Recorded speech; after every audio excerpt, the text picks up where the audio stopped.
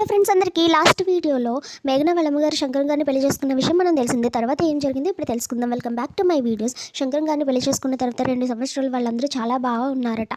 శంకరం గారు కొన్ని రోజుల తర్వాత నేను పట్టణం వెళ్ళి వ్యాపారం చేయాలనుకుంటున్నాను, నాకు కొంత డబ్బు కావాలి అని అడిగితే మేఘన వాళ్ళ అమ్మగారు తన ఆస్తి మొత్తం అమ్మేసి తనకి డబ్బులు ఇచ్చారట. శంకరం గారు నేను వెళ్ళి వ్యాపారం చేసి మంచి ఇల్లు తీసుకుని మిమ్మల్ని తీసుకెళ్తానని మాట ఇచ్చి వెళ్ళారట. సో ఆమె అతని గురించి వెయిట్ చేస్తూ ఆమె అలానే ఉండిపోయిందట. సో మన సమాజం గురించి మనకి తెలిసిందే కదా, వాళ్ళ ఇంట్లో ఏం జరుగుతుందా అన్న విషయాల కంటే పక్కింట్లో ఏం జరుగుతుందా అన్న విషయాలు బాగా ఇంట్రెస్ట్గా ఉంటారు కదా.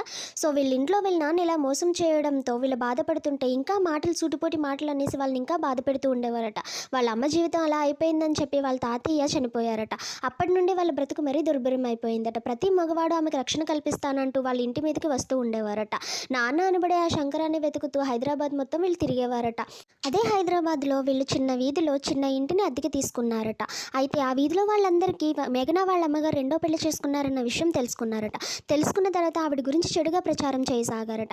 అంతేకాకుండా ఆ వీధిలో ఉన్న కొంతమంది మగవాళ్ళు యోగక్షేమాలు అడగడం మొదలుపెట్టారట. ఈ లోకంలో వాళ్ళు మాత్రమే పతివ్రతలైనట్టు వాళ్ళ భర్తలను జాగ్రత్తగా చూసుకోవడం మొదలుపెట్టారట. అప్పటి నుంచి వీధి ముఖం పెట్టడమే మానేసిందంట మేఘన వాళ్ళ అమ్మగారు. సో దీంతో మేఘన వాళ్ళ అమ్మమ్మ గారు మాత్రమే వాళ్ళ ఇంటిని ముందుకు సాగించేవారట. వాళ్ళ అమ్మమ్మ గారికి సాయంగా వాళ్ళ అమ్మగారు కుట్టు మిషన్ కుట్టేవారట.